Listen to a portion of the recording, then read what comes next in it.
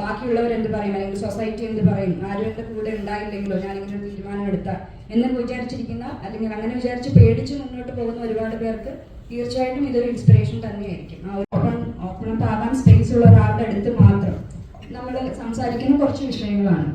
അപ്പോൾ അങ്ങനെ ഉള്ള വിഷയങ്ങൾ നമ്മൾ സംസാരിക്കാൻ പറ്റാത്ത ആളുകളുണ്ടാവും, അല്ലെങ്കിൽ അത്രയും അങ്ങനെ സംസാരിക്കാൻ ഒരു സൗഹൃദം ഇല്ലാത്ത ആളുകളുണ്ടാവും.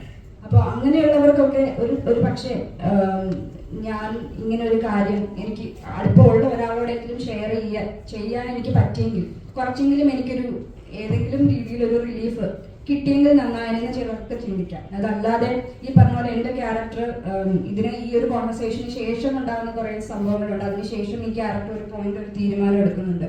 അപ്പോൾ ഈ ധന്യയെ പോലെ ജീവിക്കുന്ന ഒരുപാട് ആളുകൾ നമ്മുടെ ഇടയിലുണ്ട്. നമുക്കൊക്കെയും അറിയുന്ന ആളുകൾ ചിലപ്പോൾ ഉണ്ടാവാം.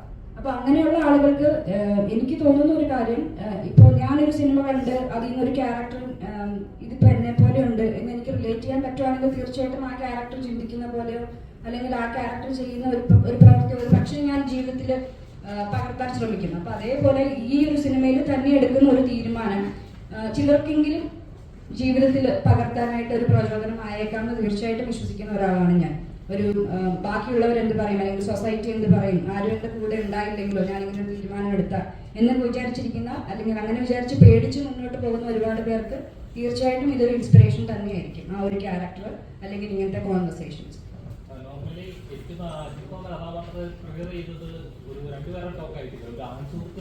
സംസാരിച്ചത് കൊണ്ടാണ് അത് ട്രിഗർ ചെയ്യുന്നത്. ഏറ്റവും പറഞ്ഞ ഒരു പെൺകുട്ടിക്ക് ഒരു ആൺസുഹൃത്തിനോട് ഇങ്ങനത്തെ ടോക്കുകൾ പാടില്ല, അങ്ങനെ ഉണ്ടോ? തീർച്ചയായിട്ടും ഇല്ല, അങ്ങനെ പറയുന്നില്ലല്ലോ.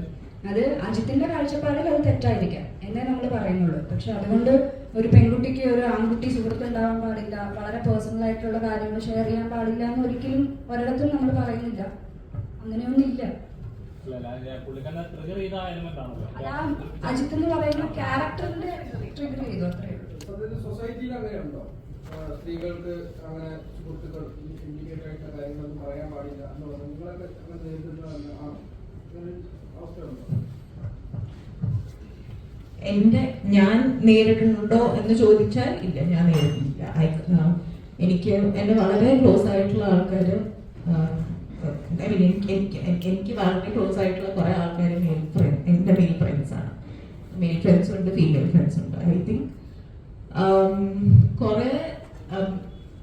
കുറെ ഏരിയാസിൽ അത് മാറുന്ന ഒരു സംഭവമാണെന്ന് തോന്നുന്നുണ്ട്. പക്ഷെ ഇപ്പൊ പറഞ്ഞ ഈ ടാബു അത് ഉണ്ട്, സൊസൈറ്റിയിൽ ഉണ്ട് എന്ന് വിശ്വസിക്കുന്ന ഒരാളാണ്. എനിക്ക് നേരിട്ടുണ്ടോ എന്ന് ചോദിച്ചാൽ ഇല്ല.